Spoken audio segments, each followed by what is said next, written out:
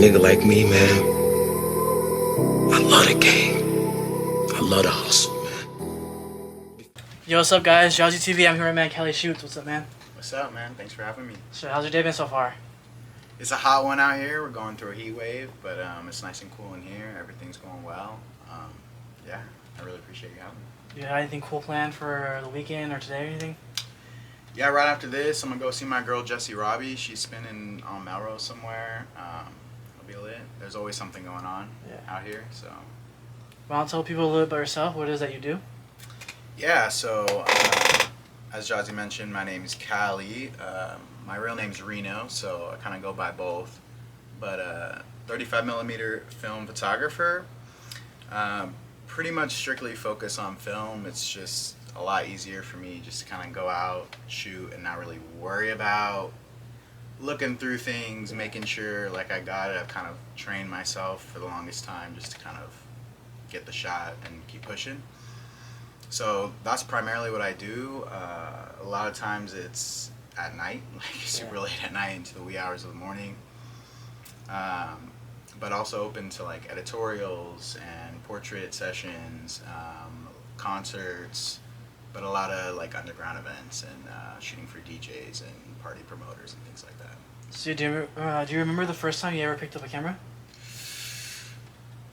I mean, I was like probably like 5 or 6 or something. I mean, I always joke about how I'm like not in a lot of the holiday photos as a kid because I was like the one taking most of them. Yeah.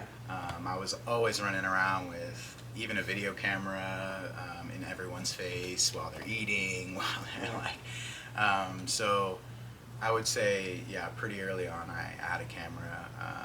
I also was fortunate enough to like be always going to Yosemite and like Lake Tahoe, just like really being outdoors, and I was like, how could I not capture these things? Like I was so enthusiastic just about like the nature, everything was just so big, and so I was always on my like National Geographic shit.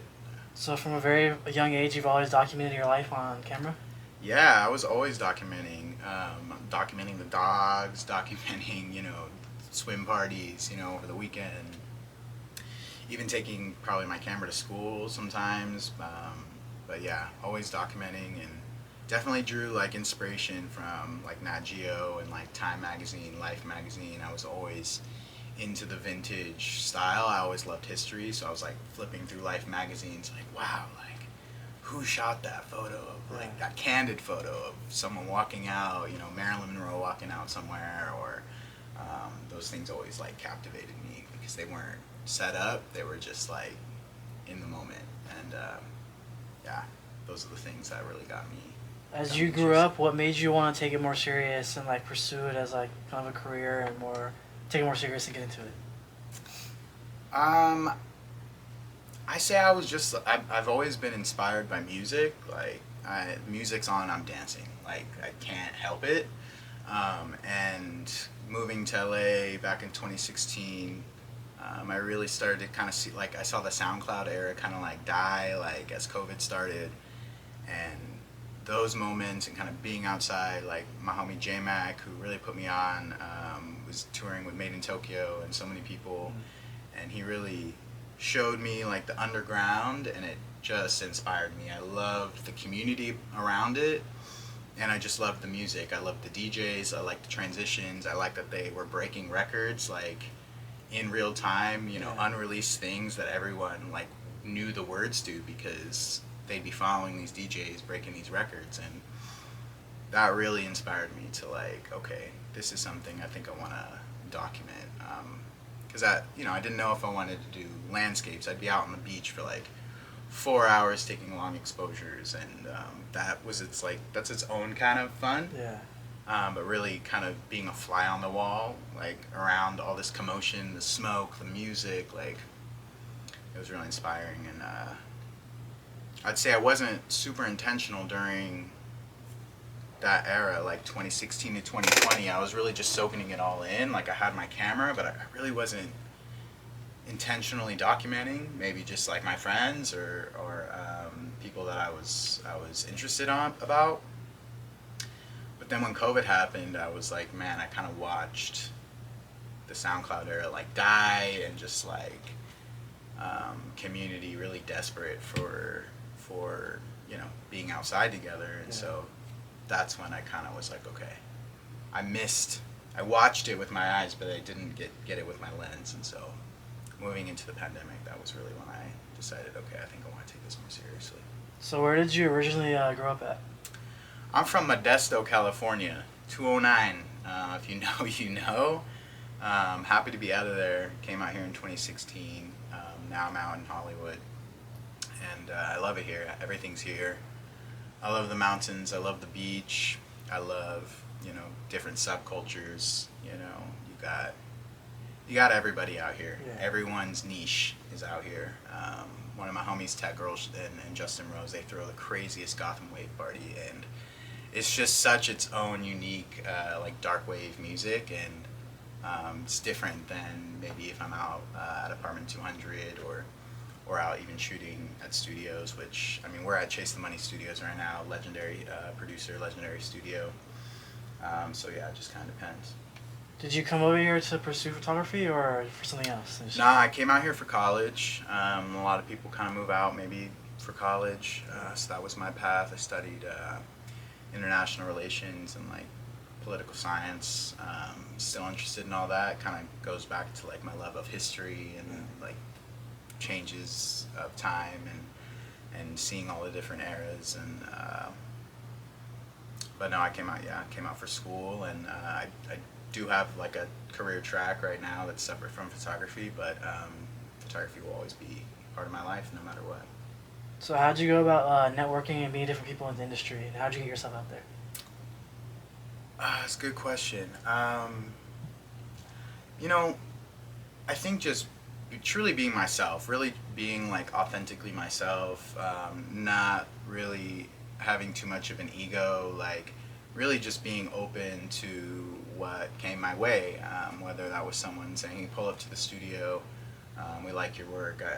I just took every opportunity I could get, and again, just being a fly on the wall, like you really absorb a lot.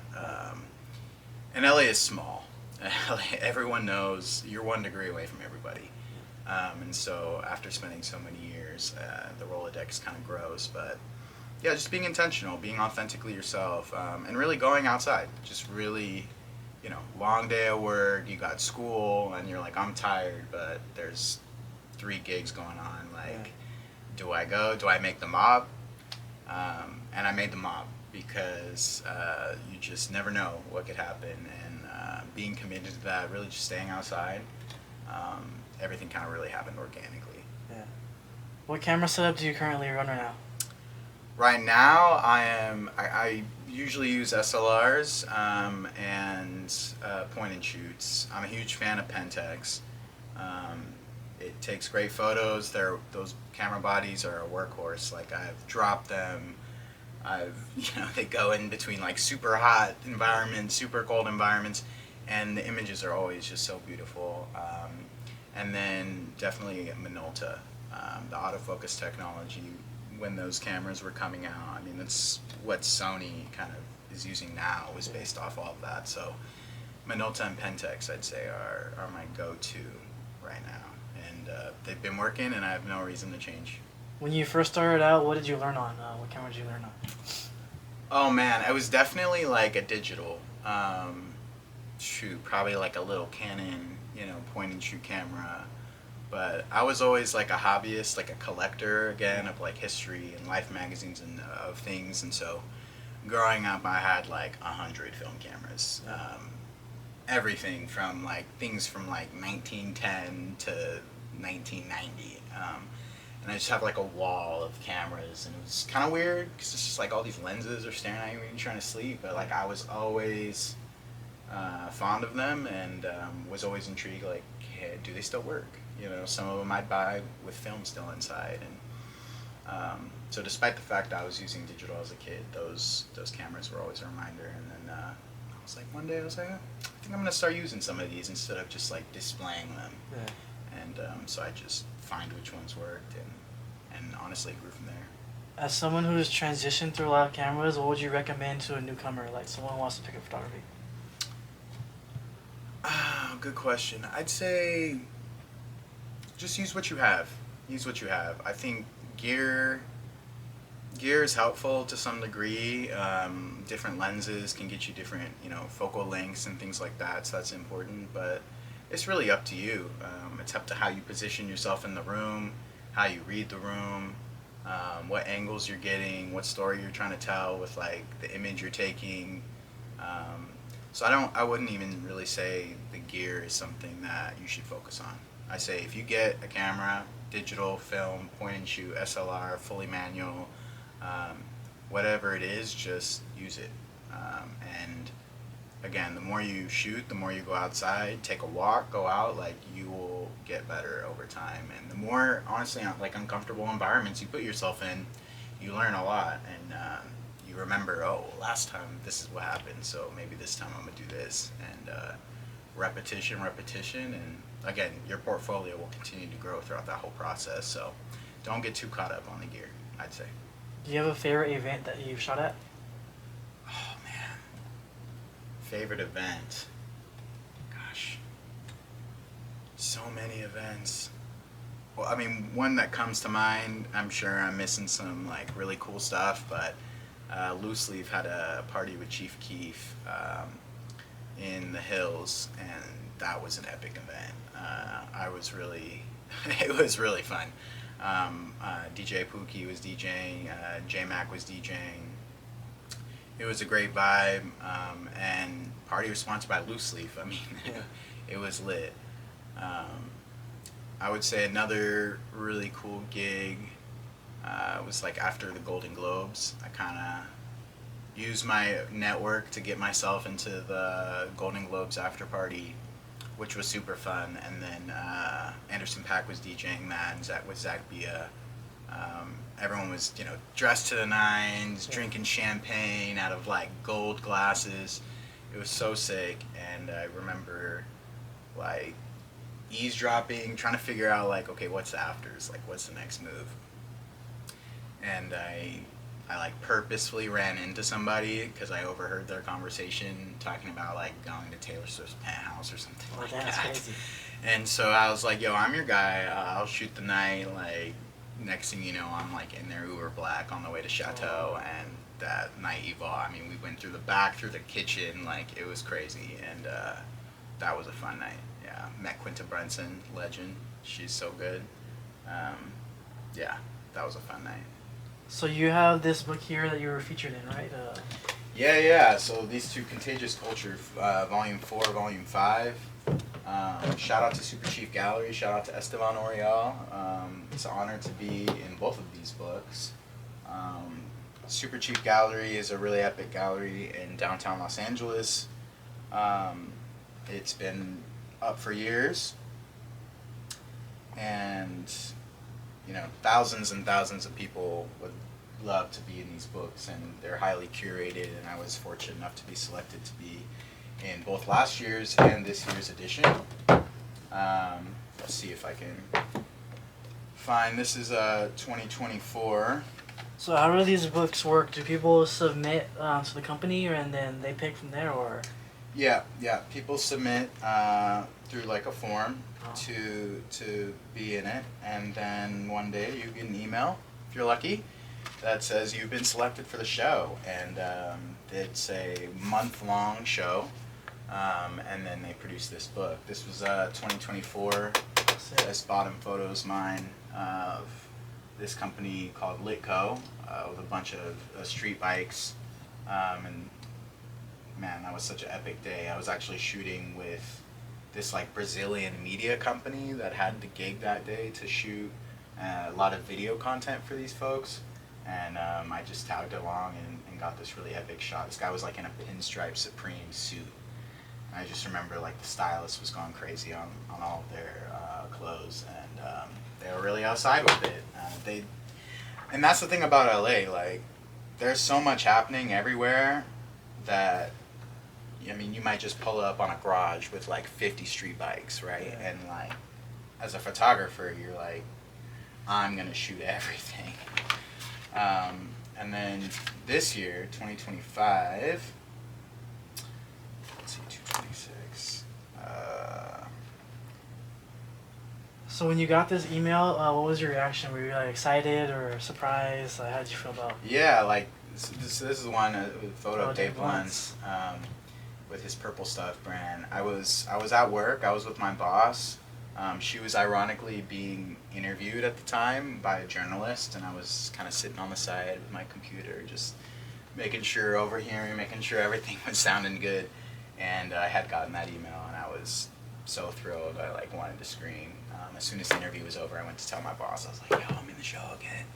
Cool. So yeah. Is there anything else you're looking forward to the rest of this year or coming up soon? This year, I'm really trying to focus on more concert photography. I was so grateful to shoot for Simple Plan's 25th anniversary tour a few weeks ago here in Los Angeles at the YouTube Theater. Shout out to Chuck, the drummer. He brought me in, and that was so epic. I was listening to Simple Plan as a kid. They perform a Bowling for Soup and 303, and like that was so epic to be a part of the team that night. So I'm really looking forward to more opportunities like that. I think that's the direction I want to go into, more music photography, whether it's bands, solo artists, even just rehearsal sessions, recording sessions, but also live performances. I think I've spent a lot of time doing parties, which I love. Something about music photography feels timeless. Yeah. Music Head Gallery on Sunset Boulevard is one of my favorite galleries that just has some amazing work in there, like from the 60s, the 70s, the 80s. I mean, they got like Stevie Wonder in rehearsal, it's massive print, right? And it's all film. Yeah. And it's timeless. I could stare at that stuff for hours. I'd love to go on tour someday with somebody. I've also really been into like a lot of rock lately because it's so epic. And those shows are crazy. It's a photographer's dream. So definitely looking forward to that over the next few years. We'll see how it goes. Well, something you learned later in the photography game that you wish you would have known from the beginning. Something I wish I would have known.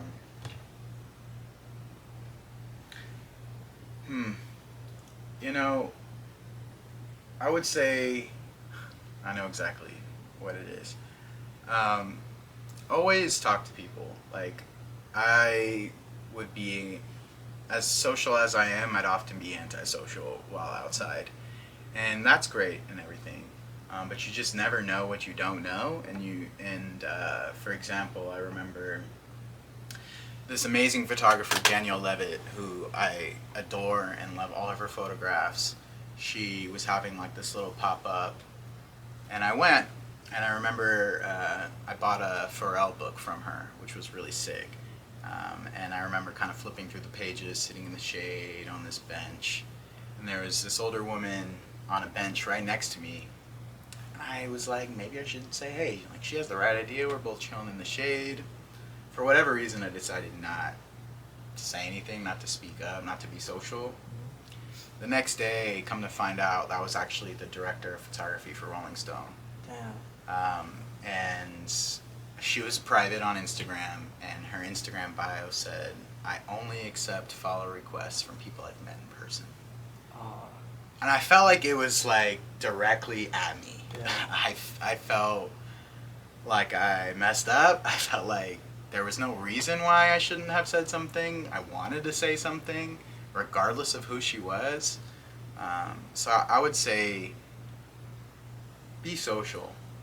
Talk about what you do with people. You never know who you're talking to. And I wish somebody had told me that, because I knew it in my gut, but I just decided to, disregard that gut feeling. Yeah. So had someone told me that before, I think that thought would have popped up in that moment, and I would have said something. So say something. Yeah. Alright, bro. Any shout outs you want to say? Anything else to the people? So many shout outs, man. I would say shout out to J-Mac, for real. Shout out to Nate Woods, who brought me into apartment. Shout out to Nikki Neighbors, who always has my back. Shout out to MBW, amazing producer out here. Shout out Chase the Money. Thanks for letting us use the studio. And honestly, shout out to my fellow shooters. Like, this is such a fun activity, such a fun hobby. I really don't like competition because it's not about competition. We all have amazing work, and we build such a strong community when we are in communication with each other and like supporting each other's work. Shout out 35 millimeter salty. I'm shouting out my homies just because the work is fire, and I think too often than not, especially here out in LA, people try to, I don't know if it's like ego things or what, but it's not a competition. Everyone can support each other and be happy about each other's work, and I think that's the beauty of photography when you build a community, that we can celebrate each other's like successes. And some of my homies shoot epic things. I'm like, you killed it, you know, like that's what it's all about.